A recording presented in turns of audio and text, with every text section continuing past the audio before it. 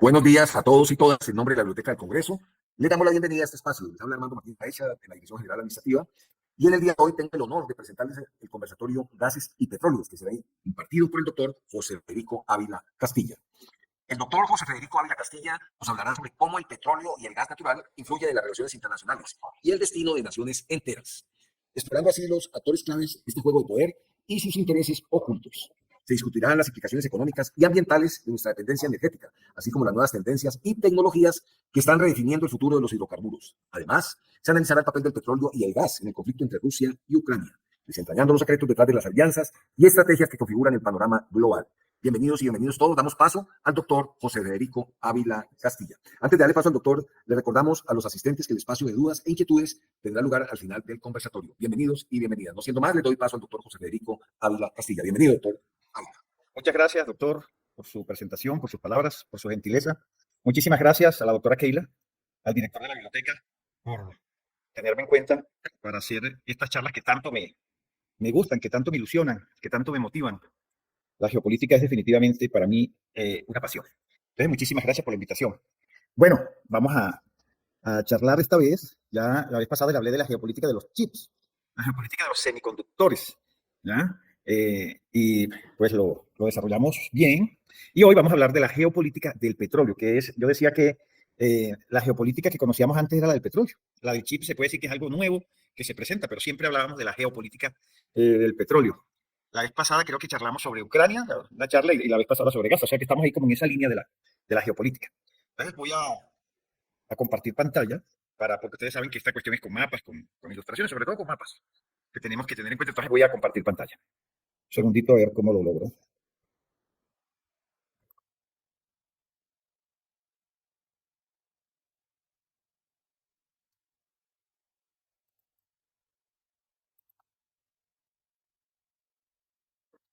Nicolás, ¿estoy compartiendo pantalla? Ahora sí. ¿Sí? Sí, doctor. Ahí podemos visualizar la pantalla de su merced, la presentación. Bueno, entonces vamos a hacer una pequeña historia. Voy a ver si logro que sea rápida, ¿no? Que sea breve y entendible. Entonces, lo primero que tenemos que mirar es que la energía durante mucho tiempo fue, digamos, la madera, la tracción animal. Y nosotros comenzamos aquí con una fuente de energía que se llama el carbón. Y el carbón fue el motor de la revolución industrial, con la máquina de vapor, con el ferrocarril. El carbón fue, y todavía es, porque todavía fue en el siglo antepasado y todavía el carbón está vivo, está ahí todavía siendo una de las fuentes de energía que tenemos ahí disponible. Pero lo que quiero decir es que el carbón fue el motor de la revolución industrial. Las primeras perforaciones de petróleo lo pueden ver ahí en el mapa, unas aquí en Estados Unidos, otras en Europa y otras por acá por el Cáucaso. Ya en 1876, ya Estados Unidos era el principal productor de petróleo. Aquí hay una historia apasionante con el señor John Rockefeller que ustedes deben conocer. Una historia apasionante. Hay incluso un libro que lo llevaron a una película que creo que se llama Petróleo, que narra cómo fue, digamos, esa historia de John Rockefeller y que fue uno de los pioneros que se dedicó al petróleo y que era un tiburón. Era un tiburón porque él comenzó con el negocio creo que con $20,000, con un negocio del petróleo, pero después él caminó hacia el dominio total de la cadena de valor del mercado y de todo. Y lo primero que hizo fue unirse con el negocio del ferrocarril y él lograba hacer una ventaja sobre todos sus competidores porque le salía el transporte del 70% más barato. Entonces se dedicó a arruinar a sus competidores. Y eso es muy importante. No tenemos tiempo ahora para contarlo. Por aquí lo tengo ahí rápido, lo tengo resumido. Y tengo también una diapositiva donde lo que hizo él, bueno, naturalmente él formó un monopolio porque quebró a todos sus competidores. Absolutamente los arruinó a todos. Ya, después fue perseguido por las leyes americanas, antimonopolio. Él comenzó en Ohio y después se fue para Nueva Jersey y digamos que fue un maestro, un pulpo, porque eludía todas esas regulaciones, todas esas normativas, todas esas restricciones. Después se inventó lo que se llama un TRUX y fue un maestro en eludir todas esas restricciones, todas las prohibiciones, todos los juicios que le hicieron. Y vamos a ver cómo las empresas de él tienen influencia en las empresas de ahora. Ahí vamos a ver una diapositiva más adelante donde vamos a ver eso. Pero esta es la historia de John Rockefeller. Quiero decir eso aquí en este aparte de la charla. El aceite de avena se utilizaba para iluminar. Ustedes saben que el mundo antes era oscuro, el mundo se ilumina, miren. Ya. Entonces, pero se reemplaza el aceite de ballena por el petróleo destilado. El petróleo inicialmente se dedicó para el automóvil, pero también para los barcos y también para los aviones, sobre todo en la Primera Guerra Mundial, donde tuvo un auge la aviación. Aquí vamos a ver un poquito cómo es ese tema, porque vamos a hablar del petróleo, pero muchas veces no sabemos qué es eso del petróleo. Entonces aquí vemos que eso está asociado a la temperatura y entonces en 20 grados hacemos un gas licuado de petróleo que se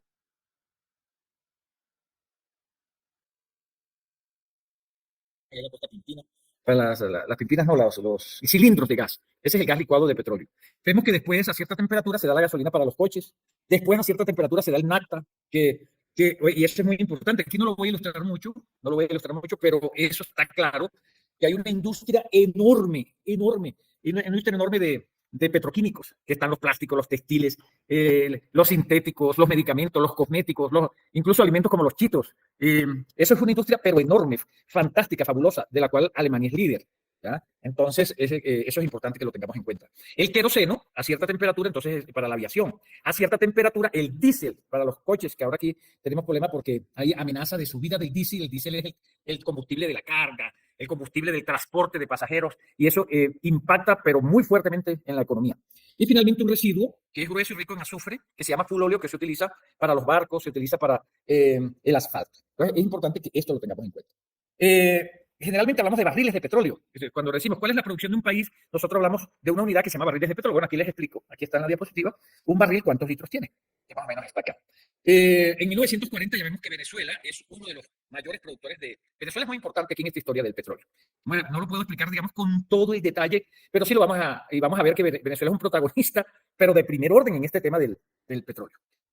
Aquí no empiezo diciéndolo así, pero ya en la charla más adelante sí lo vamos a decir.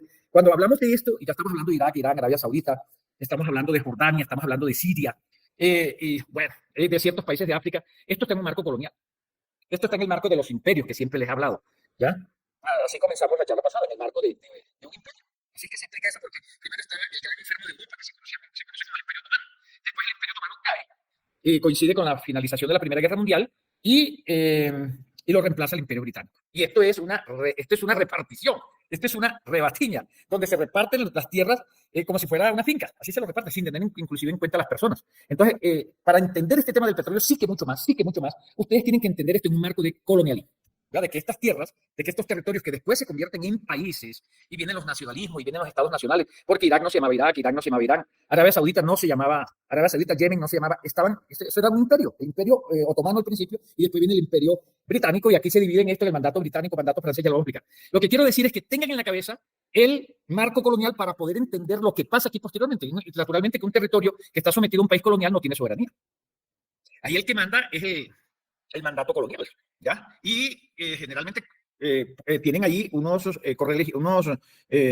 incondicionales de allí nativos que son los que hacen. Bueno, cuando se dan los estados nacionales, esos potencias coloniales ponen ahí unas élites, que eso también quiero que se entienda. Por eso se tiene que visualizar esto desde el contexto colonial. Bueno, pero ¿cómo es? No abuso más del tema de esto. Tienen que verlo así. Entonces, en Oriente Medio, donde los británicos están establecidos, las empresas occidentales se apoderan del nuevo mercado. Entonces, hay un mercado que está incipiente del petróleo y eso va a servir para una industria que está también emergiendo. Ya ahí en 1940, por supuesto, que ya se ha posesionado. Entonces, el petróleo es muy importante y quien maneja eso son las empresas y naturalmente que son las empresas británicas. Miren aquí el pacto que hace Arabia Saudita en el 45, final de la Segunda Guerra Mundial, entre Arabia Saudita y Estados Unidos. Eso va a ser muy importante, incluso pues para hablar de los petrodólares. Esa alianza que después se resquebraja, como vamos a ver, es la geopolítica, entre Estados Unidos y Arabia Saudita. Arabia Saudita le proporciona petróleo y los Estados Unidos les da seguridad. Eso se da con la familia Saud. Y vamos, bueno, eso también tiene su antecedente, yo no sé si ustedes lo recuerdan, y tiene que ver con Palestina, tiene que ver con Israel, porque ese territorio el mandato británico se lo promete tanto a los árabes como a los judíos, ¿ya? Sin embargo, no se lo dan como ustedes lo saben, no se lo dan a los árabes, sino que se lo dan a los judíos, ¿ya? Y siendo una minoría, le dan casi todo el territorio. Y después, con lo que va a suceder, eso se convierte en un campo de concentración. Ya, siempre desde la visión colonial, ¿ya? A quienes se lo prometieron fue la familia hachemita. Y como les quedaron mal, entonces ahí hubo una enemistad y se fueron para la familia Saud. Bueno, la familia Saud son los que gobiernan en Arabia Saudita. Ahí está el príncipe Bin Salman. Después a la familia hachemita les dan Jordania, que queda al lado de Jordania e Irak, pero los que gobiernan hoy son los de Jordania. Entonces, esos detalles tenemos que tenerlos en cuenta. No los voy a aplicar con el detalle, pero sí se los estoy enunciando aquí para que sepamos cómo se mueve el tema. Bueno, se dan los nacionalismos después, lo que les hablé, porque esto era, digamos, un territorio colonial, pero después vinieron los estados nacionales. Y los estados nacionales fueron que se formaron el estado de Irán, el estado de Irak, el de Arabia Saudita. Entonces, y ahí dominaban, por intermedio de esas élites que ponían ahí, los británicos, que es lo que quiero que estaban ahí, que quiero que entiendan ahí. Con el tema de Irán en especial, pues se creó el Estado y Irán no es cualquier cosa. Yo quiero hacer la diferencia de Irán, porque Irán son musulmanes chiitas. Ya eso también lo explicamos en la pasada charla, pero hoy vamos a porque digamos que los musulmanes tienen varias ramas, pero las dos ramas principales son unos que son chiitas y otros que son sunitas. ¿Cuál es la diferencia? Pues la diferencia tiene que ver con la sucesión del profeta, ¿ya? Y uno se basa en la suna para decir que se debe escoger de manera, comillas, democrática y la otra no, que tienen que ser los parientes. Entonces, unos son los sunitas y otros son los chiitas. Bueno, los iraníes son musulmanes chiitas. Además, son persas, no son árabes, son blancos persas. Fuera de eso, también es una nación industrializada. Tiene detrás un imperio, ya que se llamó Partos, tuvo muchos nombres, pero fue un imperio. Gobernaron comerciaron con Roma, con eso les digo todo, porque ellos siempre estuvieron en la mitad, ¿ya? Entre la mitad de Europa, Roma, oígase, y China y Oriente, estuvieron en la mitad, pero fueron un imperio. Y bueno, nosotros también fuimos un imperio, pero nosotros tuvimos una interrupción, ¿ya? Pero Irán ha tenido una continuidad y es un pueblo que conserva esa cultura. Entonces, cuando digo que Irán, hago esa diferenciación. Cuando Irán tiene un presidente que se llama el presidente Mossadegh, él nacionaliza el petróleo. Fíjese lo que da. Dice, no, el petróleo no son de los europeos. Tampoco los vamos a regalar porque prácticamente el petróleo lo estaban regalando. Eran contratos leoninos. Tenían élites ahí totalmente adectas al colonialismo, adectas al poder colonial y se avenían a todo lo que les decían ellos y llegó un presidente ahí en Irán que se llama Mossadegh y nacionalizó el petróleo. Eso tuvo una consecuencia. La consecuencia fue que la CIA, junto con el MI6, le dio golpe de Estado a ese presidente Mossadegh y instauró al Shah de Irán. Al Shah de Irán. El Shah de Irán va a estar en el poder desde esa época hasta el año 79, cuando Khomeini. Es importante que lo tengamos en cuenta. Y que va a ser antioccidental y que va a influir en este territorio, va a influir en el petróleo y está como el enemigo, digamos, directo de Israel, se llama Irán.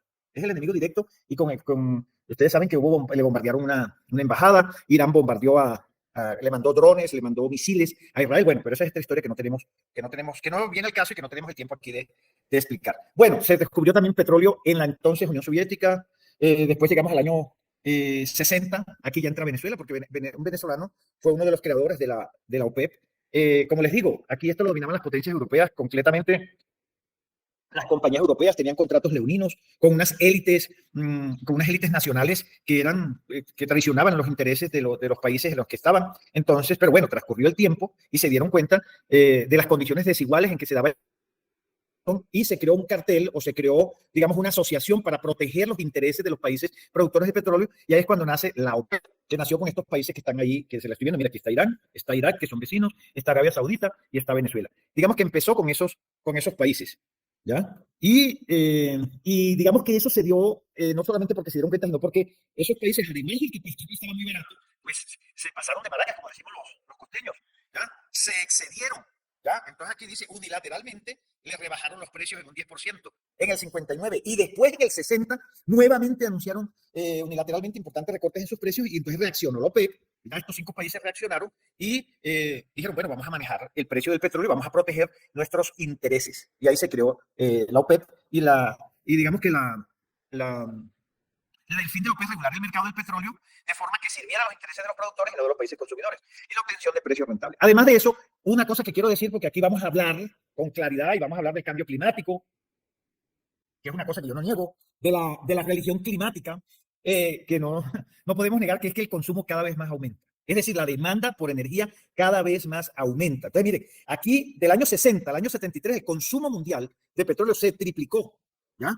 El petróleo barato ya supera el carbón, porque hasta ese entonces, digamos, la fuente de energía por excelencia era el carbón. Pero en este momento, el petróleo supera el carbón y se convierte en la principal fuente de energía del mundo y se vuelve más barato. Entonces, es importante que nosotros tengamos en cuenta eso. Aquí en el año 72 Estados Unidos se convierte en el primer productor de petróleo, también es el principal consumidor, y alcanza su pico de producción, ¿ya? Y empieza a importar petróleo, ¿ya? Para satisfacer sus necesidades. Es el primer productor, pero no alcanza. Aquí, este es un tema que tenemos que mirarlo desde la oferta y la demanda. Y yo siempre lo veo así, incluso aquí en Colombia. ¿Ya? Es un tema claramente entre un acople o un equilibrio entre oferta y demanda, y cuando no se da, hay dificultades cuando no tenemos ese equilibrio. Entonces, bueno, empezamos con el Imperio Otomano, después el Imperio Británico y después vienen los Estados Unidos. Después del año 45, usted sabe que hasta el año 45 dominó la Gran Bretaña, ¿ya? Pero después del año 45, después de la Segunda Guerra Mundial, ¿quién es el hegemón? ¿Quién es el que domina el imperio? Es el Imperio Americano. Entonces, a medida que el Reino Unido se retiró de estos territorios que están, claro, el Gran Bretaña como el primer aliado de Estados Unidos, está claro. Se puede decir que es casi lo mismo, ya se puede decir, pero quien lleva la voz cantante es los Estados Unidos. Entonces, a medida que se retira, la seguridad queda en manos de Estados Unidos. Y Estados Unidos, como ustedes lo van a ver, Estados Unidos en el ADN tiene la guerra. En el ADN también Gran Bretaña, ¿no? Eso lo expliqué en la pasada charla.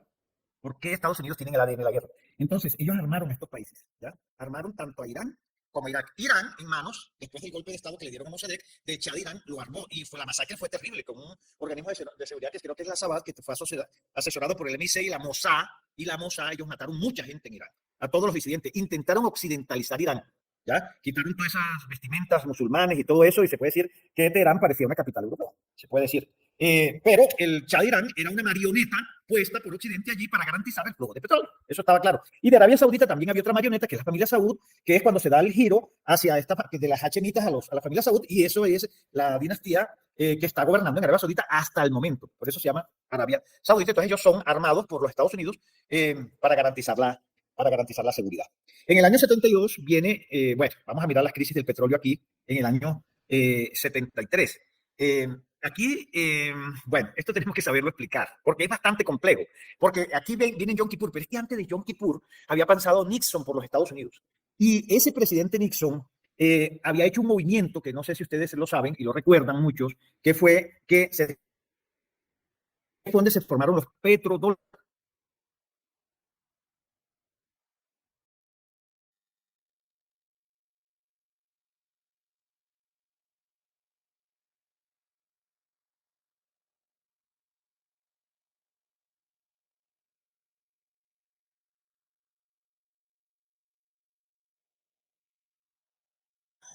Doctor, no lo escuchamos.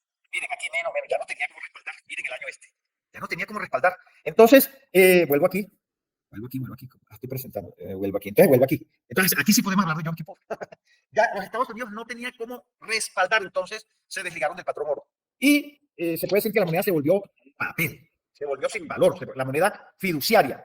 Entonces, aquí hubo una guerra entre Yom Kippur, que se llamó la guerra de Yom Kippur entre Israel, Egipto, Siria y Jordania. Aquí lo estamos viendo. Egipto es este que está acá. Aquí lo señalo Egipto. Este es Siria y este es Jordania. El Jordania de hoy no es el Jordania de ese momento, ¿no? Porque este Jordania tienen una guerra con Israel, y como consecuencia de esa guerra, la OPEP utiliza el petróleo como un arma política. Lo que quiero decir con el tema del dólar, ya que se desvincula del oro, es que se devaluó, y entonces los beneficios que recibían por el petróleo de estos países se redujeron todavía más. Miren lo que hacen. Tienen contratos totalmente leoninos, contratos desiguales, contratos totalmente perjudiciales, pero no les basta eso, sino que quieren hacerle recortes del 10%. Lo hacen en el año 59, después lo quieren hacer en el año 60. Pero además, con ese movimiento de la desvinculación con el patrón oro, todavía reciben menos, ¿ya? Y entonces, pues, digamos que se creó la OPEP, y la OPEP, ya creada hace 10 años, utiliza el petróleo como un arma política. Ya ven que no fue una cosa que salió del aire, fue una respuesta, fue una reacción ya de ese embargo, y se da la primera crisis de petróleo, que es la que vamos a ver aquí. Entonces, se impone el embargo de petróleo a Estados Unidos y a los aliados de Israel, se reduce la producción para hacer crecer el precio. Ustedes saben eso. Uno dice caro, uno lo tiene como costoso, pero caro en realidad es escaso. ¿Por qué?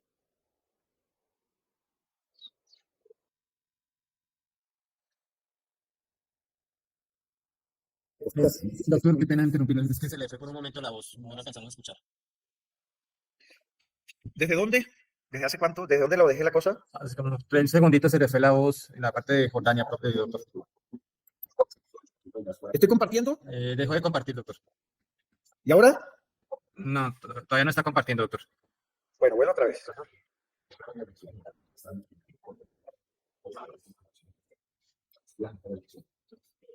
¿Estoy compartiendo? Sí, señor. Bueno, me estaba terminando de explicar esta diapositiva. Bueno, entonces estaba diciendo que se dio la guerra de Yom Kippur, y todo el mundo explica esta crisis de la guerra de Yom Kippur, pero hay que significar que antes se dio en el año 71, y eso voy a explicarlo con el detalle que lo amerita, la desvinculación del dólar con el patrón oro. Ustedes, los que tenemos algunos años, decía antes, peso oro, así también era el dólar, estaba respaldado en oro. Pero mostré la diapositiva, yo no sé si la alcanzaron a mirar, esta diapositiva, miren, esta diapositiva donde ya no había reservas, ya no tenían reservas. Ya la moneda se convirtió en puro papel con el señor Nixon, se convirtió en puro papel, y el dinero que recibían por las materias primas de estos países se redujo todavía más. Entonces yo decía que los contratos desde el principio fueron desiguales, fueron desequilibrados. Miren dónde estaba el barril de petróleo, en 4.1. ¿Cómo? ¿Aló? ¿Sí? El 3.7 estaba el barril de petróleo, miren, en 3.4. Eso quiero que lo tengamos en cuenta. ¿Ya? Perdón, Nicolás, ¿me están hablando? No, señor, yo no estaba hablando, doctor. Ah, bueno. Entonces, miren dónde estaba el barril de petróleo. Entonces, naturalmente, se aprovechó la guerra de Yom Kippur y se instauró un embargo de petróleo, ¿ya? Contra los países aliados a Israel. Y es donde se da la primera crisis del petróleo que golpea duramente a los países industrializados. Esto no tiene cuándo olvidarse Estados Unidos porque eso paralizó prácticamente los países industrializados que tuvieron que hacer racionamiento de gasolina, había las colas grandísimas, había un límite de velocidad. Bueno, fue terrible. Tenían que utilizar una sola calefacción en una sola habitación. Fue algo que golpeó duramente a los países industrializados porque la OPEP por primera vez empezó a utilizar el petróleo como un arma política. Por primera vez se unieron y golpearon fuertemente a estos países industrializados que estaban aprovechándose de manera injusta de estos países productores de petróleo.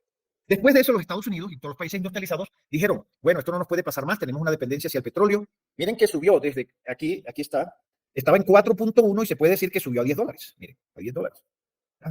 Quedó en $10. Entonces, estos países dijeron, bueno, tenemos que buscar otras fuentes de energía alternativas y entonces empezaron a pensar en la energía nuclear, empezaron a pensar en las hidroeléctricas y empezaron a pensar en el carbón que estaba un poco abandonado.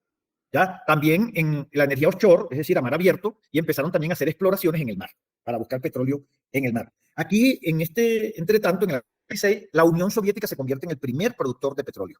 En el año 78 se descubre petróleo en Alaska y los Estados Unidos se fortalecen en la producción de petróleo, pero no llegan a ser el primero. Ya.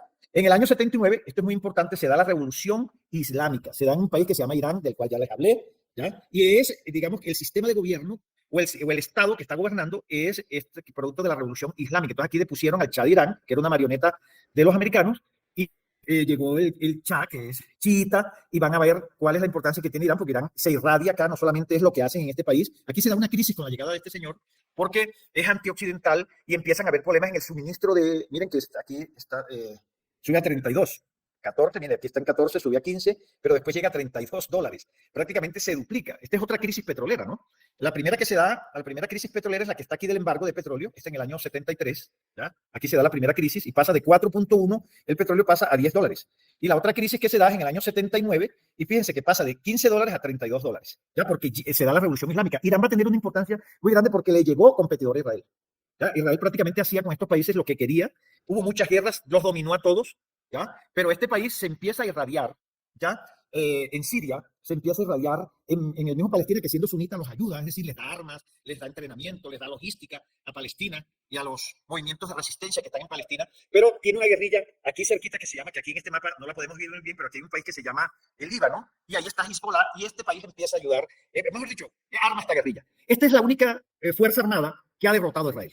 La derrota en una invasión de Líbano en el año 2008, y eso, bueno, lo expliqué en otra ocasión, en una charla que tuve sobre eso. Ya Hezbollah derrotó a Israel por primera vez. Se puede decir que uno de los mejores ejércitos del mundo es el ejército israelí, no solamente por la formación, no solamente por la convicción, sino por el apoyo que tiene de las potencias y la tecnología que utiliza. Bueno, Hezbollah derrotó al ejército israelí, una guerrilla lo derrotó.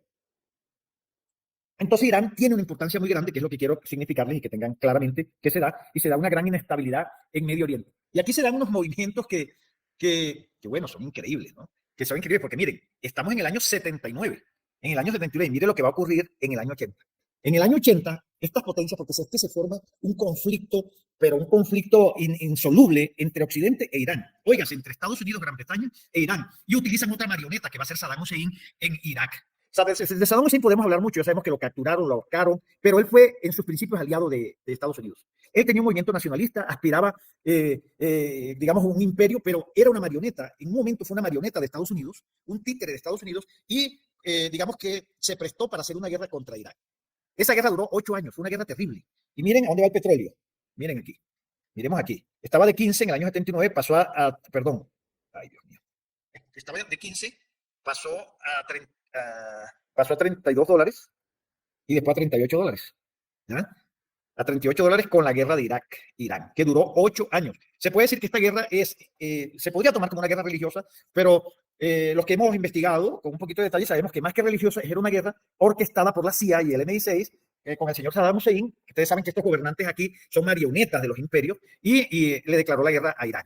Es decir, y se podía ver como un enfrentamiento entre sunitas y chiitas. Se podía mirar así, porque Saddam Hussein era sunita. A pesar de que la población iraquí es de mayoría chiita, y aquí también hay kurdos que lo vamos a ver porque tenemos que analizar los kurdos. Entonces se dio esta guerra. Me estoy demorando mucho aquí en esto. Entonces, bueno, aquí en el 83 vemos que el petróleo se estabiliza en $29. Ya hay más producción de petróleo en países no OPEP que en países OPEP. Eso va a dar origen después a lo que vamos a conocer como la OPEC Plus, la OPEC más, ¿ya? Bueno, pero eso ya va a ser después. Después, miren, en el año 90, miren dónde saltamos, del año 80, la guerra termina en el año 88, y el señor Saddam Hussein es como Pablo Escobar.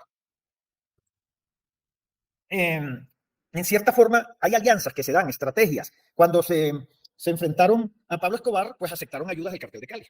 Hubo relaciones entre el Estado y el cartel de Cali. Y el cartel de Cali tal vez se sintió o tuvo una expectativa con el Estado. Bueno, así pasó aquí con Saddam Hussein.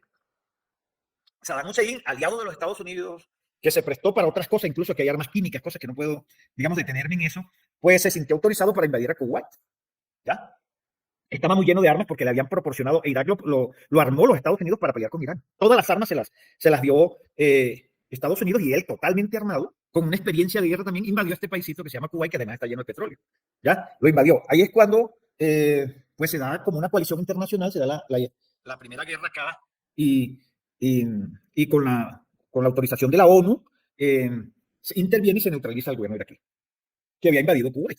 Aquí incluso, recuerden, Putin estuvo de acuerdo con esta guerra.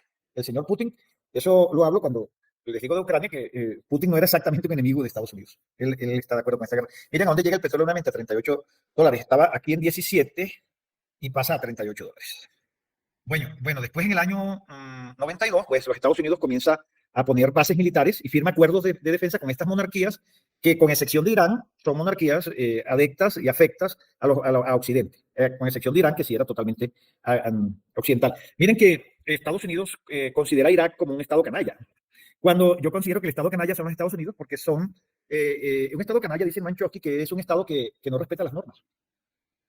Sí tienen en cuenta las normas para imponerlas, pero cuando se la quieren imponer a ellos no aceptan normas. Un estado canalla se pone por encima de la normatividad. Miren con la CPI, que está apoyada por Estados Unidos, a pesar de que ellos no lo firmaron, ahora aprobaron en el Congreso de Estados Unidos medidas contra la CPI. Ya, dice un orden basado en reglas, pero ese supremacismo que viene de una visión colonial es que las reglas son para los demás, pero no son para mí. Así piensan los Estados Unidos, así piensa Gran Bretaña, y bueno. Entonces, lo cierto es que aquí ponen bases militares. Los Estados Unidos tienen 800 bases militares. ¿Cómo lo financian? A punta de dinero, a punta de papel. De papel financian todo esto, que ya eso lo he dicho. Entonces está Kuwait, en Qatar ponen bases militares acá. Arabia Saudita se convierte en el primer productor de petróleo. Hasta ese momento tenía las mayores reservas y decide inundar el mercado de petróleo, y por eso baja a $17. Entonces, aquí el que se sostiene tiene que tener bastante saliva, dice. El que tiene más saliva traga más brecho, porque en $17 está, no todo el mundo se sostiene, ¿ya? ¿Cuánto es el costo de producción de un barril? Eso es importante, y lo analicé con la guerra de Ucrania y con la guerra comercial que se desató contra Rusia. Bueno, aquí hay como, digamos, como una crisis del petróleo, y se dan nuevas inversiones que impulsan la industria del petróleo. Miren, el petróleo en $19, lo que le estaba diciendo, hace que las operaciones offshore, es decir, las operaciones en el mar, allí el costo de operación, de extracción de un barril de petróleo es muy costoso. $19 ni siquiera cumple los costos. Es que tenemos que saber cuánto cuesta extraer un barril de petróleo en Colombia o en Venezuela, o cuánto cuesta extraer un barril de petróleo en Rusia, que es muy barato. Yo creo que no cuesta más de un dígito en Rusia, que eso es algo que tenemos que tener. Pero cuando usted va a extraer el petróleo en el mar, $19 no le sirve. Entonces, ese bajo precio del petróleo, entran en crisis estas compañías y se fusionan y se dan estas que están aquí, lo que ustedes están viendo ahí en pantalla. Y se nacen estas gigantes para... El consumo no deja de aumentar. La demanda nunca deja de aumentar. Y ese es un problema, digamos, ahora que vayamos a hablar de la religión climática, que vamos a hablar de esta secta climática, ¿ya? Además que no es práctica, que es irresponsable con la economía, es irresponsable con la población, por lo que están diciendo. Y la demanda es muy importante y nunca deja de crecer la demanda. Y también lo vamos a mirar aquí en Colombia. Aquí se da, las Torres Gemelas, miren, ¿ya? El ataque a las Torres Gemelas, del cual yo tengo muchas cosas que decir, pero no tengo el tiempo. Y que 19 de los terroristas son saudíes. En Arabia Saudita hay un fundamentalismo religioso que consideran ofensivo que los Estados Unidos tengan bases militares aquí en Arabia Saudita. Aquí está el señor Bin Laden, ¿ya? Que es una hechura de Estados Unidos en Afganistán, y que se convierte en una rama de Al Qaeda que es enemiga de los Estados Unidos, porque eso después se va a complejizar. Porque vamos a ver que Al-Qaeda hoy le sirve a los intereses de los Estados Unidos en muchos países, por ejemplo en Siria, en Libia. Tenemos que Al-Qaeda es financiada por los Estados Unidos. Pero bueno, en este momento, esta rama de Al-Qaeda es enemiga de los Estados Unidos y son de Arabia Saudita. Es decir, son suníes, pero son fundamentalistas. Pero no tenemos tiempo para, digamos, explicar eso. Entonces, como consecuencia de este tema de las Torres Gemelas, se va a dar la invasión de Irak. ¿Ya? Y ahí ustedes saben todas las mentiras que se creyó el mundo y todas las mentiras que provinieron de Estados Unidos. Todas estas mentiras se creyeron que había de, armas de destrucción masiva y por eso Estados Unidos, como retaliación por el tema de las Torres Gemelas, terminó invadiendo a Irak. Miren dónde subió el petróleo a $41. Perdón, aquí. Si logro quitar esta cosa aquí, Dios mío. Bueno, después seguimos. Se buscan nuevas fuentes de energía. Entonces, mira, aquí en Nigeria, en África, en Argelia, en Libia encuentran petróleo, empiezan a explorar en otras partes para no depender del Oriente Medio y no depender de esa región tan inestable. Entonces empiezan a buscar otras fuentes. Irán, que estaba embargado, ustedes lo saben, embargado, aislado, tal como Cuba, pero está es Irán, ¿no? Miren dónde llega el petróleo a $61, pero Irán empieza a venderle petróleo a China y empieza a venderle petróleo a la India. ¿Ya? Y miren dónde llega el precio del petróleo. Este abundante suministro de petróleo estimula la economía, sobre todo en los países emergentes, y sube el precio, miren, a $145, porque se da una especulación, también se da un aumento de la demanda y se estimula la economía muy grande y se llega a un precio histórico de $145 el barril. Imagínense para un país que el costo de extracción sea $9, o sea, $8 o $12, y el petróleo está en $145. Qué ganancias tan fantásticas. Bueno, después se da la crisis del 2008 y se desploman los precios. La crisis financiera del 2008. En pocos años, Venezuela, miren, las mayores reservas de petróleo del mundo están en Venezuela. Venezuela tiene petróleo para 300 años, no es cualquier cosa. Para 300 años, figúrense. Es una cosa impresionante. Bueno, la demanda vuelve a subir. Después, aquí tengo que hablar, me voy a volar esto, de las demandas no convencionales. Se empieza ya, con el petróleo de $90, sí es rentable la explotación offshore, pero se hace a mucha profundidad hasta el punto que hubo una catástrofe ambiental en México, del cual ustedes tendrán que recordar. En la revolución de los enquistos, ya vamos a mirar esto. Miren dónde está el petróleo en $94, 89, 94. Y aquí está la revolución de los enquistos, que es el que se llama el fracking y que ha tenido tanta discusión. Una cosa es fracking vertical y otra cosa es fracking horizontal. Aquí en Colombia hemos hecho fracking horizontal, vertical desde siempre. Y ese no ha sido, digamos, o no ha tenido tanta prensa. Ya sobre todo cuando son los pozos viejos hacen fracking vertical. Este es el fracking horizontal que hacen en los Estados Unidos, que es un petróleo que está atrapado en diferentes capas de roca sólida, se inyecta un fluido a alta presión y con arena rompen la roca y se bombea esto. Esto tiene bastantes cuestionamientos desde el punto ambiental, pero también desde el punto de vista financiero. Sin embargo, no se habla. Yo soy de los que pienso que esta técnica se saca menos de lo que se invierte. ¿Ya? Y que a Estados Unidos le resulta, por otras razones que le voy a explicar a continuación, cuando hable, porque esto hace que los Estados Unidos sea la primera potencia mundial en petróleo, que sea el primer consumidor y el primer exportador de petróleo, y entra en crisis, esa alianza fuerte entre Arabia Saudita y Estados Unidos entra en crisis con esto. Y lo vamos a ver, hasta el punto que Biden no le contestaba en el teléfono, era recibido muy fríamente en Arabia, ya, ellos tienen base militar, era su aliado por excelencia, sin embargo esto entró en crisis. ¿Por qué entró en crisis? Ya lo vamos a mirar que es por esto, y Arabia Saudita intentó desbancar a las empresas americanas basadas en esta técnica que es costosa, como les digo. Para mí financieramente no es sostenible. ¿Por qué no es sostenible? Porque se invierte más de lo que se saca. ¿Qué hace usted en un negocio donde usted invierte 40 para sacar 20? Eso, para mí el fracking es eso. Lo dicen muy pocas personas, porque todo el mundo se enfrasca en el tema ambiental. Y más que el tema ambiental, es el tema financiero. Y ya lo vamos a mirar. Entonces, las numerosas reservas descubiertas están en la producción del país, está el petróleo en $99, y aquí es donde les voy a explicar el tema de la guerra de precios entre Arabia Saudita y Estados Unidos. Resulta que extraer petróleo con offshore es costoso. No es lo mismo el petróleo que está en Arabia Saudita, que es de bajo costo de extracción, o el de Rusia, que es de bajo costo de extracción, que extraer offshore, pero es mucho más costoso por la técnica del fracking. Entonces, mire, ¿qué hace Arabia Saudita? Arabia Saudita inunda el mundo de petróleo para quebrar a las empresas americanas, ¿ya? Para que no les sea rentable la extracción de petróleo con la técnica del fracking. Cualquier empresa hubiera quebrado, pero los Estados Unidos no quebró y dice, pero la industria petrolera resiste y sigue aumentando la producción. ¿Por qué ellos han resistido? Porque financian eso con emisión de dólares. Con la jugada de Nixon en el año 71, del petrodólar y de la expansión cuantitativa y de la reserva fraccionaria, donde el dólar se volvió papel. Absolutamente eso, papel. Entonces ellos financian todo con dólares. 800 bases militares las financian con papel y financian el fracking con el papel. Y por mucho que Estados Unidos inundó el mercado de petróleo, bajó el precio para hacer la actividad no rentable, no lo logró porque ellos financian eso de manera artificial con el papel. Bueno, los problemas de contaminación que ya vienen a tener el petróleo, llegamos a los 100.000 millones de barriles diarios que se consumen en el mundo. Es decir, la demanda es frenética, frenética. Ya lo vamos a ver con el caso de Colombia. Voy a ver si tengo el tiempo de explicarlo. Que la demanda es que tenemos un problema. ¿Cómo hacemos para satisfacer la demanda? La demanda es legítima, por supuesto que es legítima. Ya cada vez necesitamos más petróleo. Tenemos una adicción al petróleo. ¿Ya? Entonces, ¿cómo hacemos? En el caso de Colombia, que no es un país petrolero, pero sí es petrolero. ¿Por qué? Porque extrayendo menos de 1 millón de barriles al día, ya dependemos del petróleo. Es decir, no tenemos petróleo por la cantidad, pero sí por la dependencia. Somos un país petrolero. Y nuestro presupuesto está basado en el precio del petróleo. Está basado en la producción de petróleo. Por eso es que es tan delicado meterse con Ecopetrol, cambiarle la naturaleza. Por eso es que es tan delicado no explorar. Porque este país que no es petrolero porque depende del petróleo. En el presupuesto, en todo depende del petróleo. Bueno, pero miren la demanda, y la demanda sube. Aquí en Colombia sube, en el mundo sube. Miren que en toda esta charla no les he dicho más que la demanda se triplica, que la demanda es terrible. El tema de la demanda y se demandan estos hidrocarburos. Bueno, no se demanda hidrocarburos, se demanda energía. ¿Cómo satisfacerla? Ahí está la discusión con la religión climática. ¿Cómo satisfacer la demanda? ¿Es sostenible las energías alternativas? ¿Es sostenible la fotovoltaica? ¿Es sostenible la eólica? ¿Es sostenible la biomasa? Se puede satisfacer, es un tema de oferta y demanda. Se puede satisfacer esa demanda con las energías alternativas. Esa es la discusión. Esa es la discusión. Ya, bueno. Entonces, 2/3 del petróleo se utilizan para el transporte y siendo la industria el principal contaminante. El sector marítimo, bueno, eso es un tema ahí ambiental que es muy importante en esta charla, porque aquí lo vamos a mirar. Aquí hubo unos problemas en Nigeria gravísimos, ¿ya? Gravísimos, pero en el delta del Níger, que se ocultaron y no tuvieron prensa. Gravísimos de contaminación, de derrames, sin embargo, se ocultó. Arabia Saudita sigue siendo el principal productor de petróleo, sufre un fuerte déficit presupuestario, eso se da en ese momento. Los países de la OPEP, ya lo vimos, los países no OPEP producen el 60% y el otro el 40%. Entonces la OPEP no tuvo, digamos, perdió peso como cartel para defender los intereses de los productores de petróleo, entonces se dio la OPEP más.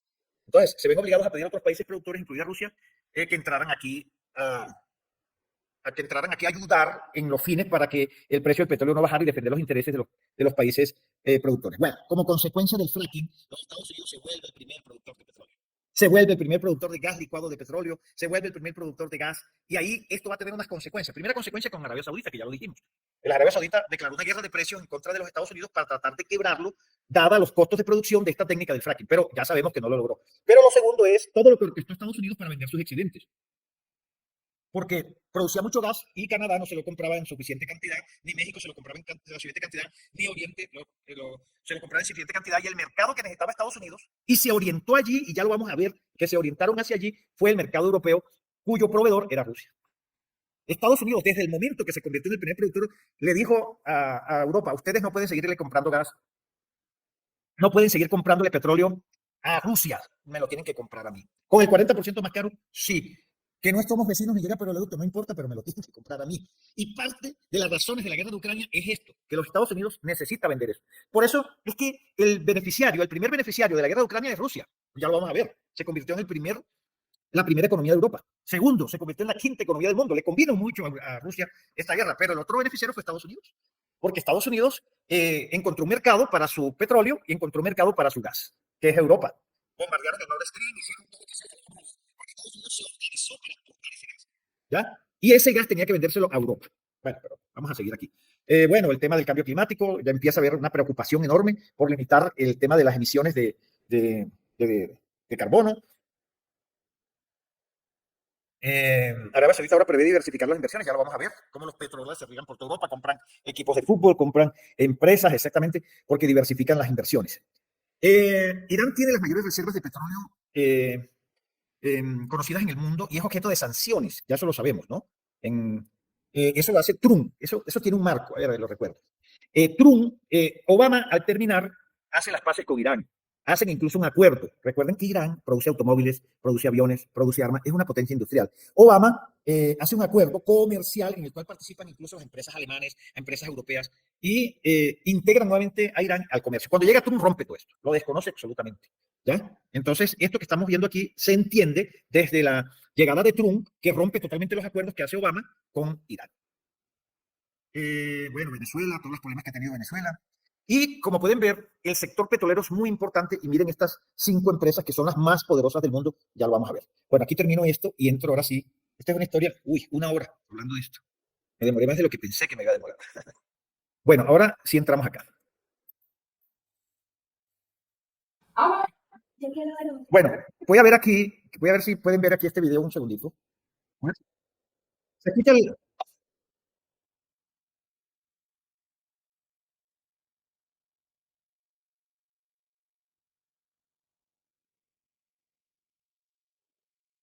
Explico el contexto. Este es un periodista de la BBC que está entrevistando al presidente de Guyana. Guyana es un país que está vecino allá a Venezuela, con el cual tiene problemas, pero está produciendo petróleo. Es el país que más ha crecido en los últimos años. Y entonces este periodista le está diciendo, oiga, pero usted va a exportar todo ese poco de petróleo, usted va a contaminar el mundo. Este periodista europeo le está diciendo al presidente, y este es el marco, digamos, de este video que les pido que miren.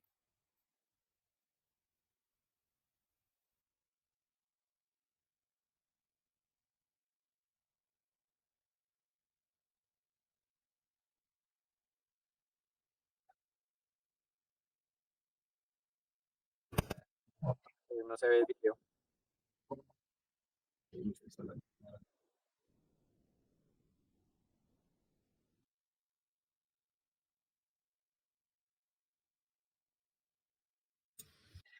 No sé si soy yo, pero no se está reproduciendo ningún video y no escucho nada. Doctor José Federico, no se está reproduciendo el video, no lo estamos viendo. ¿No lo están viendo? No, estamos todavía con la diapositiva desde 2020 de la Organización Marítima Internacional, pero no estamos viendo el video. Ay, qué lástima. Es que quería poner estos videos, ¿cómo haría para...? Espérate ahí. No sé cómo compartirlo. Lo tengo aquí. Se debería ver todo lo que yo comparto en pantalla. Sí, Espérate doctor, para ver si lo comparto aquí voy a dejar de compartir y lo comparto desde aquí. Espérate un segundo. Gasoducto. Es que, bueno, ahí está el problema técnico. Un momentico, vamos aquí, compartir, y le pongo aquí el video. Aquí ya. Compartir. Me dicen ahora sí, si se comparte el video. ¿Está? Sí, señor, ahora sí podemos ver Bueno, video. vamos ahora a ponerlo. Ujú. Vamos ahora a ponerlo. Compartir. Take a big picture look at what's going on here. ¿Está compartido? Sí, doctor. Bueno, Ya lo ahora sí. Vamos a ponerlo ahora sí. Me dice si no se escucha inmediatamente. Listo. Over the next decade, 2 decades, it is expected that there will be $150 billion worth of oil and gas extracted off your coast. It's an extraordinary figure, but think of it in practical terms. That means, according to many experts, more than 2 billion tons of carbon emissions will come from your seabed, from those reserves, and be released into the atmosphere. I don't know if you as a head of state went to the COP Let in me stop you Dubai. right there. Let me stop you right there. Do you know that Guyana has a forest forever that is the size of England and Scotland combined? A forest that stores 19.5 gigatons of carbon. A forest that we have kept alive. A forest that we have kept alive. Does that give you the right? No, Does no, that no, give you the no, right to release does that all of give you this the right- carbon Does from... that give you the right to lecture us on climate change? I'm going to lecture you on climate change because we have kept this forest alive that stores 19.5 gigatons of carbon that you enjoy, that the world enjoy, that you don't pay us for, that you don't value, that you don't see a value in, that the people of Guyana has kept alive. Guess what? We have the lowest deforestation rate in the world. And guess what? Even with our greatest exploration of the oil and gas resource we have now, we will still be net zero. Guyana will still be net zero. With all our exploration, Couple of we'll points. still be net zero. No, That's no, powerful words, Mr. President. I'm not completed yet. I'm not finished as yet. I am just not finished as yet. Because this is a hypocrisy that exists in the world. The world in the last 50 years has lost 65% of all its biodiversity. We have kept our biodiversity. Are you valuing it? Are you ready to pay for it? When is the developed world going to pay for it? Or are you in the pockets? Are you in the pockets of those who have damaged the environment? Are you in the pockets? Are you and your system in the pockets of those who destroyed the environment through the Industrial Revolution and now lecturing us? Are you in their pockets? Are you paid by them? Are you paid to keep them?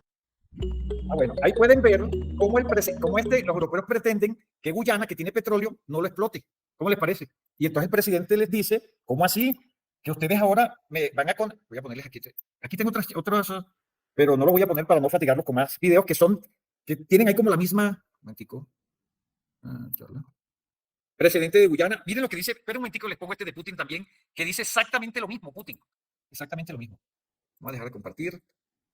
Voy a ponerlo acá. Pero tengo que poner primero el video de Putin. Un segundito.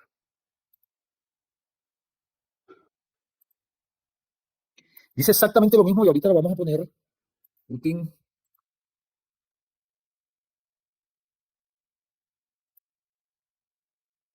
Но я не разделяю общих восторгов по поводу выступления Греты Тунберг. Вы знаете, то, что молодые люди, подростки, обращают внимание на острые проблемы сегодняшнего дня, в том числе на проблемы экологии, это правильно, и это очень хорошо. Их, безусловно, нужно поддержать. Но когда детей и подростков кто-то использует в своих интересах, это достойно только осуждения. И люди в Африке, либо во многих азиатских странах хотят жить на таком же уровне достатка, как и в Швеции.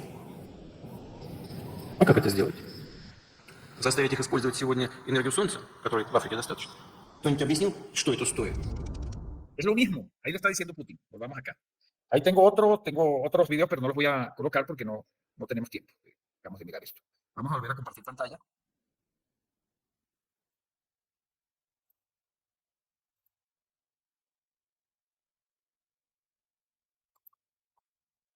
Ahora no sé. Ah, bueno, aquí. Bueno, sigamos. Entonces, aquí tenemos a nuestra exministra de Minas que habla del decrecimiento. ¿Ya? Entonces, yo sí estoy de acuerdo con el decrecimiento de las potencias industriales, que son las que contaminan. ¿Ya? Y que la reacción en relación a las medidas ambientales deben ser en proporción a lo que usted contamina, en proporción a la historia. Allá debe haber decrecimiento. Pero plantearnos decrecimiento a nosotros, como le dice el periodista al presidente de Guyana, que no explote el petróleo que tiene allí, es sinceramente irresponsable. Y además es un discurso hipócrita, porque quienes han depredado el mundo son los europeos con la revolución industrial y ahora vienen a sermonearnos a nosotros y a hacernos a nosotros responsables de lo que no es de nosotros. Y no es que nosotros no tengamos responsabilidad con el tema climático, sino que nosotros no podemos aceptar el decrecimiento. Nosotros tenemos acá, y lo voy a mirar aquí, ¿dónde está la energía?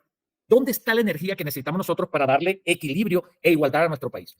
Si las personas que están por fuera no consumen energía, es decir, los vulnerables, las personas pobres no consumen energía, ¿cuál es la expectativa de ellos? ¿O qué se le ofrece de la Constitución cuando le ofrecemos la prosperidad general o cuando le ofrecemos felicidad al pueblo? ¿Qué es lo que le decimos? Vivir bien. ¿Y qué significa vivir bien? Consumir energía. Por eso la demanda siempre ha crecido. En el mundo y en Colombia siempre ha crecido. ¿Ya? Porque la gente aspira a vivir mejor y vivir mejor está incluido el consumo de energía. Aquí en Colombia le vamos a ofrecer a ellos, y ahí lo dice Putin, se lo vamos a ofrecer con energía fotovoltaica. Se lo vamos a ofrecer con energía eólica o de la biomasa. Es un tema pragmático. No hay, desde el punto de vista cuantitativo, la demanda no se puede satisfacer con las energías alternativas. Por lo pronto no. Entonces yo reemplazo algo cuando tengo con qué reemplazarlo, si no es irresponsable. Ahora, los tiempos, no puedo hacer eso de manera abrupta, tiene que ser gradual. Porque la aspiración de reemplazar los hidrocarburos para mí es legítima. Pero, ¿en qué tiempo los vamos a reemplazar? ¿Con qué los vamos a reemplazar? Es decir, hábleme con equilibrio, con síntesis, con pragmatismo y hábleme con la verdad. Pero no podemos hablar desde lo ideológico a través de crecimiento a un país que lo que necesita es crecimiento. Entonces es irresponsable con este país plantear decrecimiento. Decrecimiento, plantéeselo a Estados Unidos, plantéeselo a ellos. Entre otras cosas, ¿cuál es nuestra participación en la contaminación? Que también debería ser proporcional. Y lo estoy diciendo porque lo que se plantea es un sacrificio para la economía y un sacrificio para el pueblo colombiano y para las naciones que están en desarrollo. Por eso el presidente de Guyana reacciona de manera enérgica a lo que le está diciendo el periodista, que le está diciendo nada más que es condenarlos a ellos a la pobreza. Él lo dice Putin, condenar a África a la pobreza, condenar a Guyana a la pobreza, condenar a Colombia a la pobreza y adoptar un modelo europeo que es para ellos. Pero nosotros tenemos que considerar la transición energética a nuestra manera, a la colombiana, de acuerdo a nuestras necesidades, de acuerdo a nuestra historia, y no aceptar eso de manera acrítica y trasladar un modelo aquí de manera simple. Eso no se puede hacer. Bueno, tenía que decir eso. Aquí vemos entonces todo el tema colonial. Es que nosotros no podemos entender, nuevamente repito, esto si no es desde el colonialismo. Mire, aquí está el Imperio Otomano, aquí está Francia, son potencias coloniales. Ellos se apoderaron de este territorio sin ningún respeto, con soldados, con la violencia, con las armas, se apoderaron de este país, lo repartieron en su antojo, hicieron los contratos desde el principio, los contratos eran leoninos, desequilibrados. El petróleo a $3, por Dios, ¿ya? A $3 el barril. Esto es una cosa impresionante y después les pareció poco y le hicieron recortes sucesivos. En el año 59 hicieron recorte, en el año 60 hicieron recorte y eso fue lo que produjo que se formara la OPEP. ¿Ya? Y después les pareció poco y con el año 71 hubo una devaluación del dólar y todavía los recursos que se percibían por el petróleo fueron menores. Y por eso llegó una reacción después de la OPEP. En la primera crisis del petróleo se dio un embargo con ocasión de la guerra de Yom Kippur. Entonces, esto tenemos que entenderlo así. Ya, esto lo podemos hablar con más detalle y esto podría ser, digamos, pudiéramos hablar un semestre sobre esto. Pero lo que insisto, perdónenme la repetición, esto tenemos que entenderlo desde el colonialismo. Como también el conflicto en Israel, ¿ya? También entendemos desde la visión colonial. Todo esto, el tema del petróleo, tenemos que entender desde un país colonial que hace el reparto, que después emergen los países nacionales y nosotros decimos, son países sin soberanía. Son países, primero, sin soberanía. Segundo, con élites que actúan en contra de los intereses nacionales, ¿ya? Y que son totalmente adeptos a lo que digan las potencias coloniales. En este caso, ya saben que está Gran Bretaña y después está Estados Unidos y ellos aceptan todo lo que dice Estados Unidos. Por eso quiero que me quite el acuerdo de Sykes-Picot, donde se divide en este territorio. Este territorio es de Francia y este territorio es de Gran Bretaña. Miren, Irak, Jordania, aquí está. Ya se lo hablamos. Aquí están los kurdos. Los kurdos es una nación que está en varios países. Y esto tenemos que entenderlo porque los kurdos siempre le han prometido el Kurdistán y nunca se lo han dado. Entonces están en Turquía, están en Siria, están en Irak, ya están en varios países. Eso tenemos que entender. Los kurdos van a ser muy importantes para algo que vamos a hablar. Aquí decir, ellos tienen una guerra terrible un conflicto con Turquía, eterno, miren, que se meten en Turquía los kurdos y el gobierno turco les ha dado muy duro y tienen una guerra ahí, y los turcos son funcionales a Estados Unidos en algunas cosas, que les ha quedado mal en todo. Mira, aquí están los chiitas y los sunitas. Cristianos, aquí están, miren, los sunitas son la mayoría, los chiitas, pero también están los alawitas, aquí pues. Entender eso. El petróleo, miren los eventos del petróleo, ya lo vamos a ver.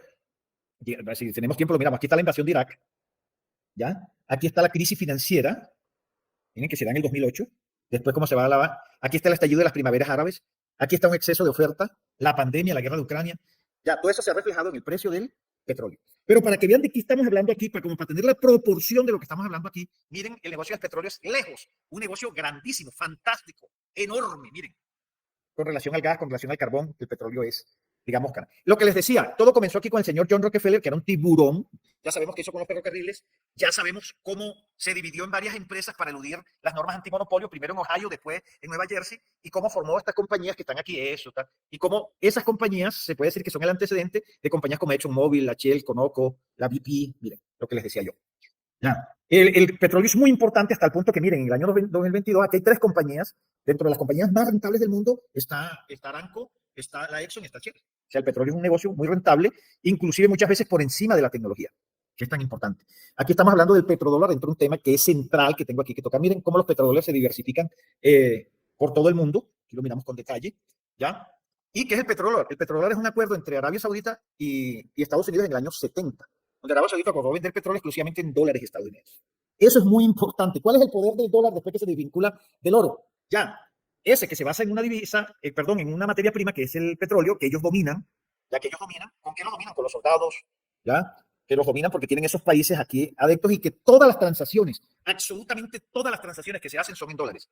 Y quien se atreve a infringir eso, lo paga mal. De eso es ejemplo Gaddafi, de eso es ejemplo Saddam Hussein, que era aliado primero, pero que intentaron hacer negocios en otra divisa distinta o otra moneda distinta al dólar y miren lo que les pasó. ¿Ya? Porque el poder de Estados Unidos es que es divisa, de que es moneda mundial. ¿Ya? Eso, Estados Unidos se parece mucho a Venezuela y Argentina. Emiten, yo creo que peor. ¿Ya? Los Estados Unidos emiten un plan Colombia diario. Es una cosa, mil y pico millones, es una cosa impresionante y es el deudor absoluto porque es deudor y acreedor al mismo tiempo.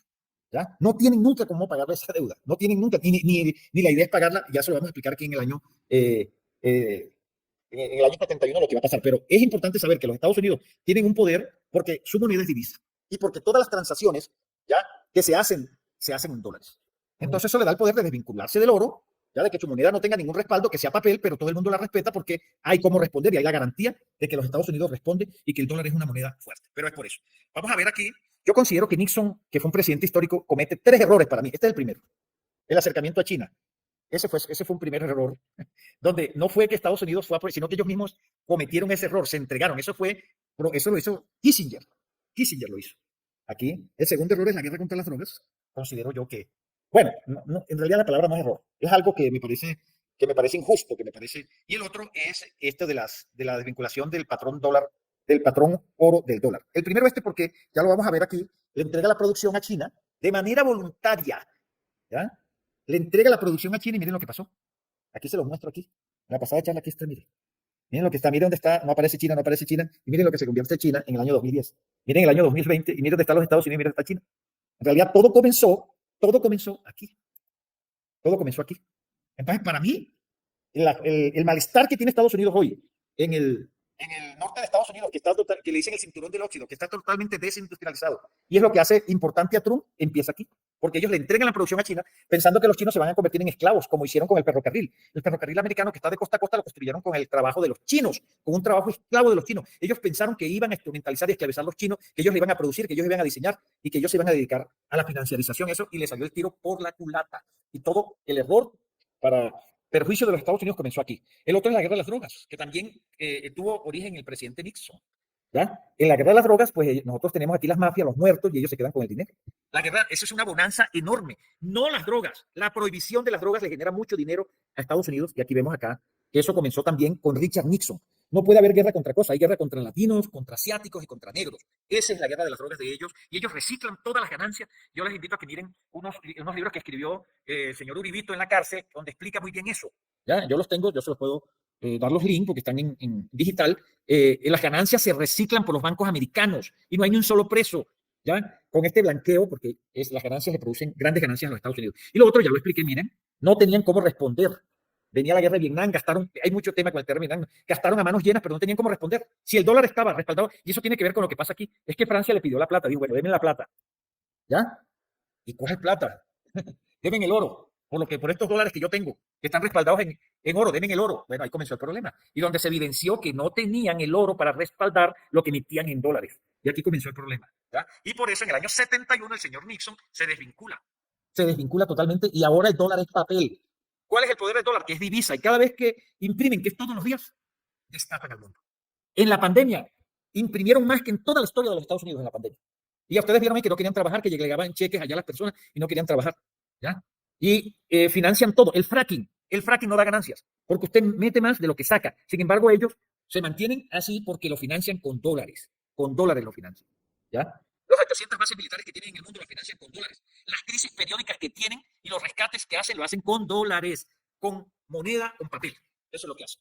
Pero esto va a tener un problema, que son los BRICS. Miren dónde están los BRICS.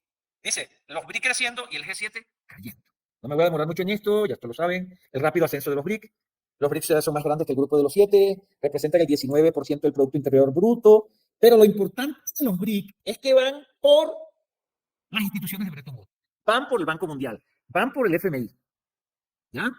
Van a desbancar el dólar como divisa porque ya esta gente aquí de los BRICS, hay muchos petroleros, Arabia Saudita ya está negociando en yuan, India ya negocia en yuan, es decir, lo que antes era inimaginable, esta gente ya lo está haciendo. Están negociando el petróleo en yuan, en una moneda diferente al dólar. Y se puede decir que este es el camino, este es el principio de la hegemonía del dólar.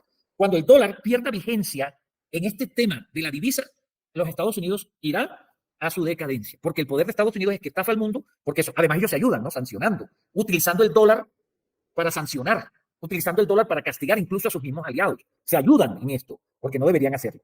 Bueno, aquí vemos la evolución de la industria del petróleo, que es lo que les estoy diciendo. La demanda nunca ha dejado de aumentar y no podemos satisfacer la demanda con fotovoltaicos, no podemos satisfacer la demanda con eólico, con biomasa. Si eso fuera así, estuviera de aquel lado. Pero pragmático, no puedo decir mentiras. Eso lo dicen desde la ideología climática, desde la religión climática lo dicen. Oye, sí, estamos las energías alternativas como algo alternativo, como algo gradual, pero no podemos pensar nosotros que lo vamos a reemplazar, porque eso sería irresponsable con la economía, irresponsable con la sociedad, con las personas. No podemos decir eso. Eso es una locura en este momento. Y eso es lo que estamos viendo en gobiernos que quieren imponerlo. Locura. Y lo dicen desde la hipocresía. Van al foro de Davos, todos ellos en aviones, con una huella de carbono importante, grande, ya donde ellos no se limitan, pero sí quieren que el resto del mundo nos limitemos a las normas que ellos dicen. Y ya vamos a ver, porque aquí lo que hay es pura hipocresía. Aquí hay un capítulo de hipocresía de estas personas que quieren imponerle al mundo. Es como en Ucrania. Ah, ya quieren que ellos vayan a la guerra, los demás, pero sus hijos no. Ya hay mucha hipocresía en esto.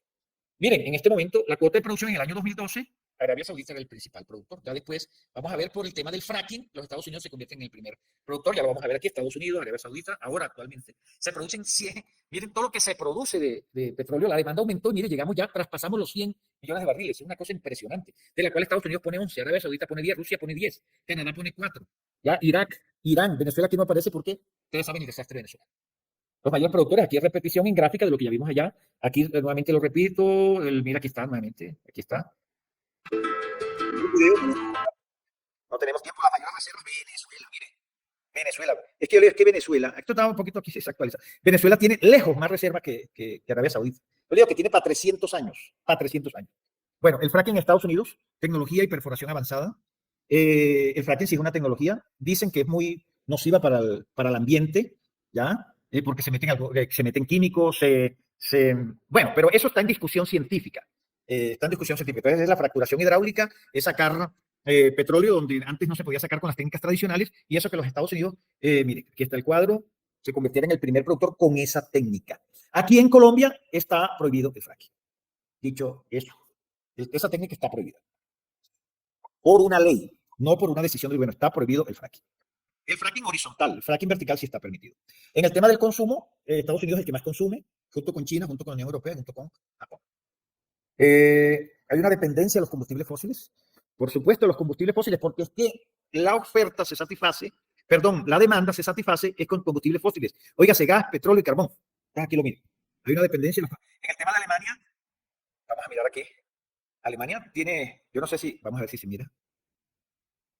Nicolás, ¿está saliendo esto? Señor. ¿Sí está saliendo?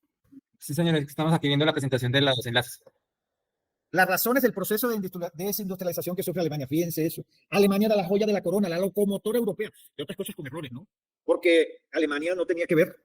El país para mostrar de Europa era Alemania. Y era el acreedor de... Mire lo que hizo con Grecia, Alemania. O sea, esa situación la está pegando Alemania, porque Alemania debió ser más equilibrado con los países de la Unión Europea, con países, por ejemplo, como Grecia, como Italia. Incluso ellos hablaban en términos desobligantes de Grecia, de Italia, del mismo España, ¿ya? Porque es que la nación que producía la locomotora era Alemania, ¿ya? La nación que no vivía de la emisión de dinero, de los Next Generation, no vivía Alemania. Entonces, bueno, ese es el primer punto. Pues el segundo punto es su posición frente a la guerra de Ucrania. Ahí viene la debacle alemana. Ahí viene la debacle alemana. Se llama guerra de Ucrania, primer punto. Segundo punto, las sanciones que quiso ponerle a Rusia. Todo tiene que ver con la energía, ¿ya? Y aquí está, sus costos de producción son del doble y hasta el triple de los Estados Unidos y China. Esta diferencia se origina en que los precios de energía se han triplicado y hasta cuadruplicado en los últimos 2 años. Sencillo. Alemania le compraba gas y petróleo a Rusia. Era vecino, le llegaba por oleoducto y por gasoducto. Ahora, llega por barco y lo compra el 40% más caro. Consecuencia, desindustrialización de Alemania. Ahí está. Por eso digo yo que Estados Unidos es un beneficiado, ¿ya? Porque ellos forzaron la salida de Rusia como proveedor de energía de Europa, concretamente de Alemania, y eso tuvo la consecuencia de la desindustrialización de Alemania. Así de sencillo. Vuelvo acá al otro, rápidamente. Miren, aquí, nueva era, dice, una de las mayores hidroeléctricas de Alemania visa el riesgo de desindustrialización por el coste de energía. ¿Qué tiene? Oye, hay un jeque que le bombardea en Nord Stream 2. ¿Quién se los bombardea? Estados Unidos. Se perjudican por eso y no dicen nada porque está en manos. Qué pena interrumpirlo, pero vemos esos unos enlaces, no sé si eso es lo que se nos está presentando. No, yo estoy presentando. No se ve nada. Estamos viendo son unos enlaces. Ah, bueno, entonces tengo que hacer lo mismo aquí. Tengo que hacer lo mismo. Es que lo que quiero aquí probar es que no lo estoy diciendo yo, ¿no? Con los enlaces. Vamos a ver si lo hacemos de nuevo aquí.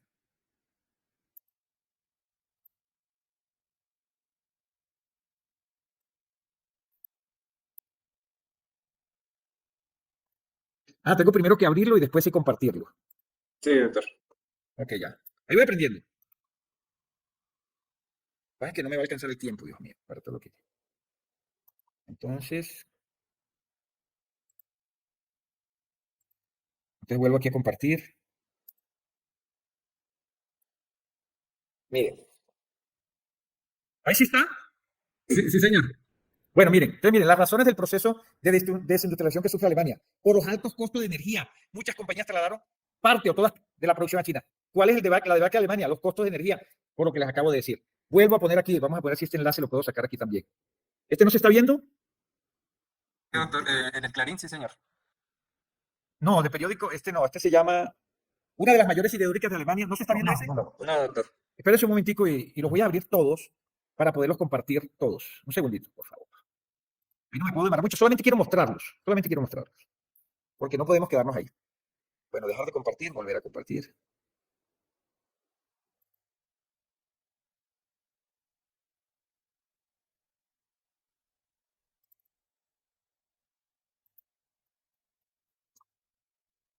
Ahora sí. Doctor, es DW. ¿Por qué empresas alemanas se trasladan de China a Japón? ¿Se está viendo esto? Sí, señor. Bueno, miren, ahí está.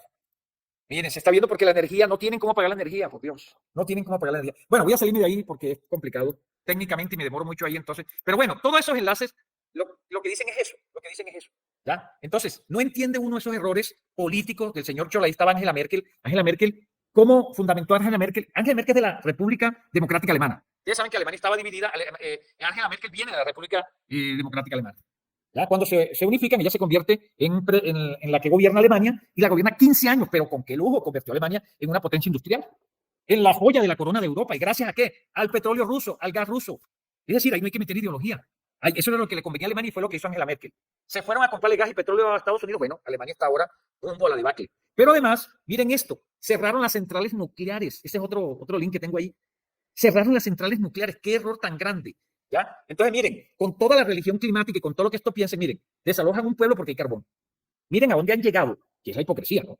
La hipocresía de ellos, que tienen religión climática, sin embargo, volvieron al carbón. ¿Por qué volvieron al carbón?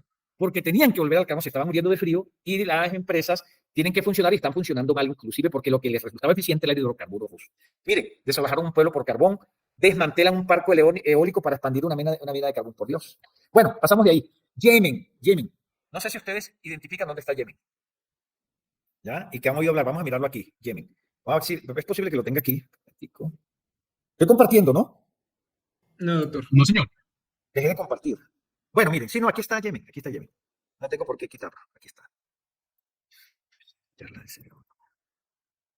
No tengo por qué quitarlo. Miren, aquí está Yemen. Doctor, ahora sí podemos ver la presentación. Bueno, miren, aquí está Yemen. Y se llama la puerta de las lágrimas, el estrecho de Ibán, o la puerta del dolor.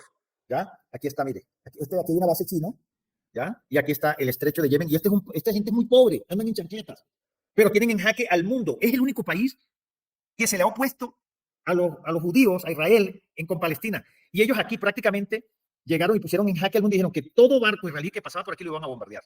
Y todo barco aliado de Israel también lo iban a bombardear aquí en el estrecho este que está acá. Aquí, mira, aquí lo pueden ver. Este es el canal del Suez. Por aquí pasa, vamos a leer, mire, el 11% del petróleo, el 8% del gas natural licuado, ¿ya? Y son señores de la guerra. Ellos han mantenido una guerra con Arabia Saudita de 10 años. Arabia Saudita es el segundo país que más armas compra. Y decíamos nosotros, no, pero los árabes son muy chambones, porque con todo ese poder que tienen no han podido con los yemenitas, pero fíjense que el mundo no ha podido con los yemenitas y no los han invadido, ¿ya? Aquí esto ha perjudicado a todo, en especial a los países occidentales, y no han podido con estos yemeníes que prácticamente han cerrado esto y les ha tocado dar la vuelta por el Cabo de Buena Esperanza, por aquí, miren, por aquí por África tienen que dar esta vuelta, porque miren la cantidad de incidentes que han tenido estos buques, los buques británicos son bombardeados, ¿ya? Aquí los Estados Unidos los ha bombardeado y no han podido con ellos. Y hoy ayer lo que dijo en San Petersburgo Putin, le dijo, bueno, van a mandar misiles a Ucrania para bombardear Rusia. Bueno, entonces eso nos permite a nosotros también, le vamos a mandar misiles a los yemenitas para que también bombarden.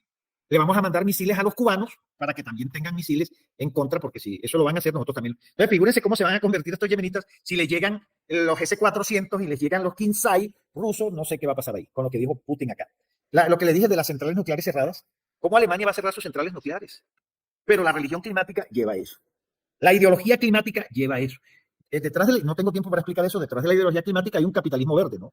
Hay unos intereses claros allí, pero bueno, para el grueso de la gente es ideología, que hablan que se va. Yo no soy un negacionista, lo que soy, me gusta ser pragmático y no voy a sacrificar la economía de mi país ni el bienestar de mi país ya por una ideología. Sencillamente, yo reemplazo algo por algo que existe, no puedo reemplazarlo por una quimera, o no puedo pensar desde los deseos. Y mire lo que hicieron en Alemania, destruyeron o cerraron las plantas nucleares que le producían energía y que con esto pudieran tener solucionado o en parte su problema y tuvieran soberanía energética, porque lo que no tiene Alemania hoy es soberanía energética. Primero, lo estaban con Rusia y ahora con Estados Unidos, pero por lo menos con Rusia tenían prosperidad. Ahora con Estados Unidos, miren cómo están.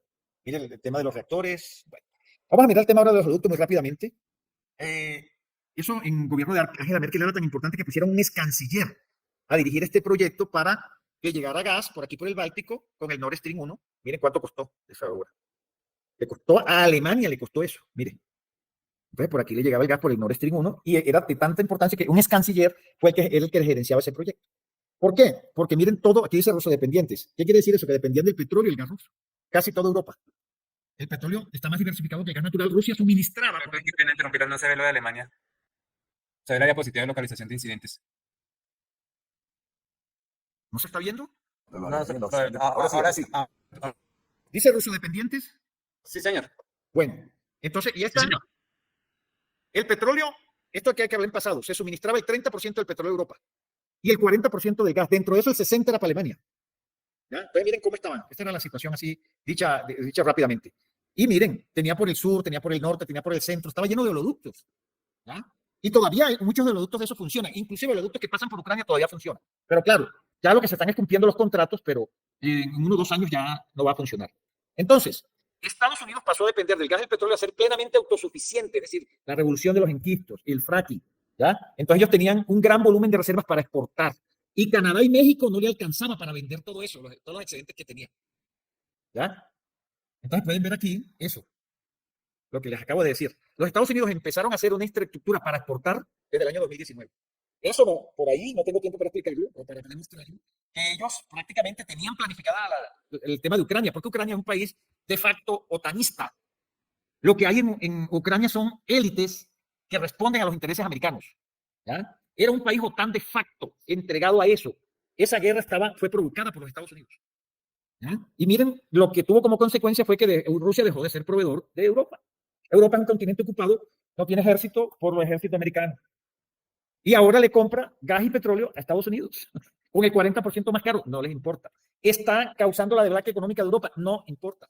Fue planificado porque los americanos necesitaban vender el gas y el petróleo, necesitaban venderlo. Eso fue lo que pasó.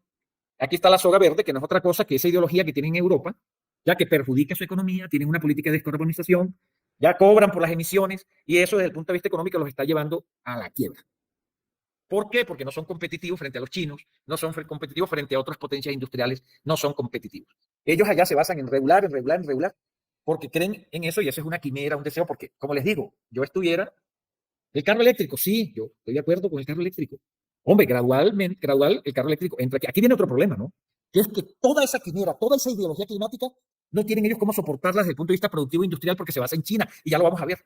Quien domina, bueno, dicen que China contamina, ok, bien, pero es el país que tiene la varita, que tiene liderazgo en las energías alternativas, y ya lo vamos a ver. Entonces, la Unión Europea está en una situación muy complicada. Primero, porque no tiene soberanía. Segundo, porque tiene una ideología, que es este tema de la religión climática, una ideología del clima que no es pragmática ni está soportada, porque ellos no tienen cómo soportar eso desde el punto de vista productivo, porque quien soporta eso es China. Y sin embargo se dan el lujo de querer sancionar a China. Ya lo vamos a ver con los autos eléctricos. El mejor auto eléctrico no es Tesla. El mejor auto eléctrico es chino y pudiera llamarse Huawei. O pudiera llamarse Xiaomi. ¿Ya? Entonces, de verdad que Europa está en el peor de los mundos. En el peor de los mundos, ya lo vamos a ver. Y eso es lo que se llama soga verde. Ellos armaron allá fábricas de paneles, pero con euros, emitiendo euros. ¿Por qué? Porque los paneles solares, los más baratos y los de mejor calidad, son chinos. Las patentes son chinas. Ya lo vamos a ver ahorita rápidamente. ¿Ya? Aquí, ya lo vamos a ver aquí. Vamos a ver si llego ahí. China, miren, China, aquí está. Lástima que no se ven que no se ven los enlaces. Miren, la mayor cifra de licencias centrales para carbón, nueva potencia de generación, es el que más consume carbón. Pero en energía fotovoltaica solar es el líder, y en energía eólica también. En energía fotovoltaica, China es más que todos los países del mundo juntos. Mire la capacidad de crecimiento en energía eólica, el 66%. Eso está en ese enlace por si no me creen. Aquí tengo la gráfica, miren. China es el líder, pero no solamente es el líder porque es barato, sino porque es mejor y porque tiene las patentes. Entonces controla el 80% de la cadena de suministro. Entonces, ¿cómo es? La Unión Europea está en el peor de los mundos porque está pensando en una quimera, por eso se llama la soga verde. ¿Ya? Es algo irrealizable y es lo que aquí de pronto ministros aquí han querido asumir para imponerlo en Colombia. ¿Ya? La demanda no se satisface con paneles solares, además de que va lento, incluso si fuera óptimo, no satisface la demanda. Además de que tiene problemas de transmisión, tiene problemas para satisfacer la demanda. La demanda no podemos satisfacerla y por eso tenemos que ser pragmáticos, porque hacerlo así sería responsable, como le dije al principio. Bueno, pero tenemos que terminar. Guerra de Ucrania, mire lo que tienes. Yo digo, ¿por qué le conviene la guerra de Ucrania a Rusia? Es una guerra, están muriendo rusos, es cierto, pero mire, la primera economía de Europa se convirtió en la primera economía de Europa porque Alemania bajó. Además, Rusia subió, pero Alemania bajó. Y es la quinta del mundo. Miren esto. Es el país más sancionado del mundo, sin embargo, miren cómo le ha convenido esa sanción. Porque no solamente es eso, sino que las sanciones le han convenido. Y encontró otro mercado, China, India. Y ya vamos a ver la hipocresía. Miren eso, cómo quedó Alemania con las sanciones. Está abajo, muy abajo. Que no lo estoy diciendo. Y aquí viene la hipocresía. Miren la hipocresía. Entonces, Reino Unido no compra petróleo ruso, no compra gas ruso, es cierto. La Unión Europea no compra petróleo ruso, pero miren, África, porque está comprando, aumentó el 300%. Oye, si África no se va a consumir ese petróleo y ese gas, ya, es intermediario. La Unión Europea dice, yo no compro petróleo ni gas ruso, pero se lo compra por un intermediario que se llama África, que sufrió ¿cómo es que creció en el 300? Se lo compra un intermediario que se llama Turquía, se lo compra un intermediario que se llama India, y se lo compro incluso a China, y se lo compro inclusive a Arabia. ¿Ya? Y miren, aquí está, siguen comprando petróleo ruso. O sea, ¿qué creen? Eso es hipócrita. Miren, es hipócrita. Y los rusos vendiendo todavía más petróleo, vendiendo a la China, vendiendo a la India, pero también vendiendo a la Europa. Rusia supera a Arabia Saudita como mayor proveedor de China. Qué bueno. Ya. Mire, España compró a Rusia, pero además en plantas nucleares no compramos petróleo ruso, pero en la energía nuclear sí, y están haciendo una planta nuclear con Rusia y le compran el insumo de las plantas nucleares. Ahí sacó una ley de los Estados Unidos que dice, estamos embargando todo siempre y cuando sea necesario. Si es necesario, le compramos entonces a Rusia. Una ley que dice eso. El petróleo en Siria, no puedo ponerle eso, se están robando el petróleo en Siria. Necesitaba poner estas. Los Estados Unidos se roba el petróleo de Siria. Siria estaba en manos del terrorismo y en manos de los Estados Unidos, y eso tendría que explicarlo con detalle, cómo los Estados Unidos apoyan grupos terroristas, ¿ya? Y que tenían a Siria en saque. Hay una base que se llama Tartus, y Rusia y Irán defendieron a Siria, y hoy Siria tiene soberanía. Pero sin embargo hay un pedazo que es petrolero, un territorio donde están los Estados Unidos robándose el petróleo de Siria. Queríamos mostrar el Nord Stream, que son los oleoductos, ya lo hablé, miren, aquí lo bombardearon. Fueron los americanos, aquí lo pruebo, que lo dice un periodista que ganó un premio Pulitzer, Seymour Hersh, dice, los Estados Unidos crearon eso, y tengo otras fuentes, no dice que los Estados Unidos bombardearon esto, y eso los alemanes se lo chupan, perdone la expresión. ¿Ya? ¿Cómo que le bombardean eso y Scholz se queda callado? ¿Cómo es que su país va para la debate y Scholz se queda callado? ¿Qué líder tan pequeño? Claro, hace parte de una élite que le responde es a los intereses americanos, en contra de en su país. Y de China, pues ya lo que dije, ya esto lo dije. Entonces, me queda decir el petróleo en África, pero me gusta cumplir con los tiempos, y entonces les agradezco mucho la atención.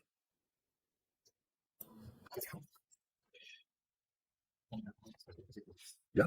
Bueno, le damos las gracias al doctor José Federico Ávila Castilla por compartir con nosotros una vez más sus conocimientos, y a ustedes por asistir a este espacio, y desde la Biblioteca del Congreso les deseamos a todos un feliz día. Gracias.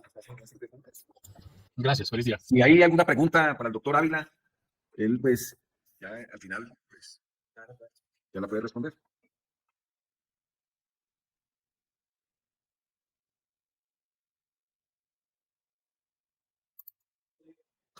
Bueno, ¿alguien tiene alguna, antes de terminar de cerrar esta sesión, tiene alguna duda o pregunta que le quiera formular al doctor José Federico Ávila?